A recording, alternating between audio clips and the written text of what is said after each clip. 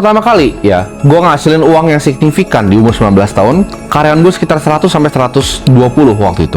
Di dunia pasar modal, mungkin yang udah kenal gue dari lama itu tahu bahwa gue dijuluki Golden Boy ya, atau orang bisa sebutnya juga naga muda. Gue itu diundang di berbagai macam ya, instansi punya seminar ya, dari instansi keuangan terbesar, itu gue diundang semua keliling. Umur 19 tahun, gue udah ngajar di beberapa sekuritas, gue ngajar cara analisa laporan keuangan. Gue bikin deal dengan private equity investor paling besar di Indonesia pada saat itu ya. Dan salah satu investor yang pertama nawarin untuk berinvestasi di perusahaan gue itu namanya Sequoia ya. Walaupun ini divisi yang India, tapi yang pertama tawarin untuk berinvestasi adalah Sequoia. Kalau kalian tahu, Sequoia itu yang invest di Apple waktu Steve Jobs masih di garasi 1978. Itu adalah salah satu venture capital firm terbesar di dunia sekarang.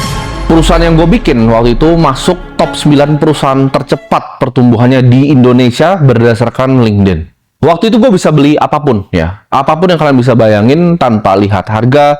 Gue bisa makan ya, karena dulu gue nggak punya uang. Ketika gue nggak punya uang tuh makan tuh gue cuma bisa di warteg ya, nasi, orek tempe pakai kuah opor. Tapi setelah gue mendapatkan ibaratnya kesuksesan, yang pertama gue lakukan adalah gue mau makan untuk nggak pernah lihat harga lagi.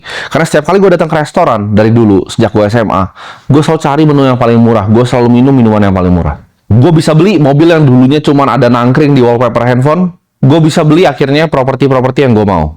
Tapi di saat itu ya, kala itu gue sadar ya, yang berubah itu bukan cuma digit di rekening, tapi semuanya tentang hidup gue itu berubah. Orang itu mulai datang ya. Gue mulai melihat orang yang datang tuh berbeda. Ketika orang datang ke depan gue tahu ini orang kira-kira maunya apa. Orang cari gue ya, menghormati gue itu karena uang yang ada di rekening, bukan karena diri gue sendiri. Ini adalah dunia yang waktu itu gue ngerasa semua orang itu antara menjilat ya, atau menyanjung, tapi nggak tahu intensi aslinya apa. Nggak ada mentor waktu itu yang ngajarin gue bagaimana cara lihat ini musuh, ini mentor sebenarnya.